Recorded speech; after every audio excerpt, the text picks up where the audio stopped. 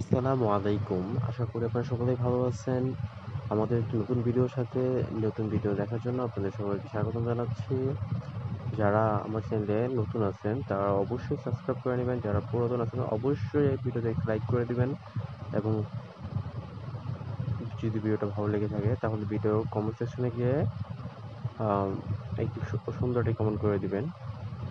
তাহলে চলুন দেরি না করে মূল ভিডিও চলে যাওয়া যাক। আজকে আমাদের টপিকটা হচ্ছে আমরা যখন লিনাক্স অপারেটিং সিস্টেমে PHP-MyAdmin পেজটি ইনস্টল করি তখন আমাদের একটি ইনক্লুড মানে ইনক্লুড পাথ অ্যাড করতে হয়, নয়তোবা আমাদের এই প্রবলেমটি ফেস করতে হয়। তার জন্য আমরা কিভাবে ইনক্লুড পাথটি কোথায় সেট করব এবং কিভাবে সেট করব এই ভিডিওর মাধ্যমে আপনারা বিস্তারিত জানতে পারবেন। তাহলে চলুন আমরা কমেন্ট সেকশনে চলে যাই।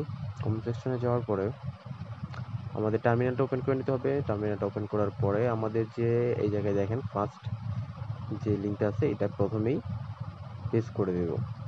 পেস্ট করে দেওয়ার পর সবার একদম আস্তে আস্তে স্ক্রল করে আমাদের কিবোর্ডের যে এরো বাটনটা আছে এরো বাটনের মধ্যে প্রেস করে আস্তে আস্তে পেজে মানে নিচে চলে আসবো।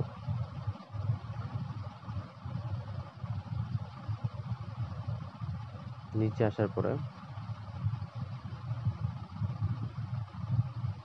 নিচে চলে আসবো। তারপরে আমাদের যে পরের যে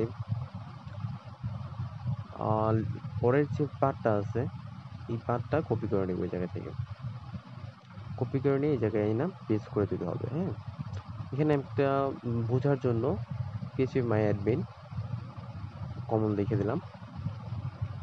কমন লিখে দেওয়ার পরে এই জায়গায় পেস্ট করে দেবো। পেস্ট করার পরে ফাইলটাকে সেভ করতে হবে। সেভ করার পরে এদিকে এক্সিট করে বের হয়ে গেলাম। বের হয়ে যাওয়ার পরে এখন আমরা systemctl রিস্টার অ্যাপাচি লিখে এই কমান্ডটা ইউজ করব। কারণ আমরা যে অ্যাপাচি ফোল্ডারের মধ্যে ওই পার্টটা অ্যাড করলাম সেটা যেন করে অ্যাপাচি রিস্টার্ট নিয়ে আবার নতুন করে শুরু করে। হ্যাঁ, তার জন্য আমরা এখন চলে যাবো ব্রাউজারে যাওয়ার পরে পেজটাকে আমাদের যে পেজটা ছিল এই নট ফাউন্ড পেজটা আবার রিলোড করব। রিলোড করার সাথে সাথে দেখবেন ম্যাজিক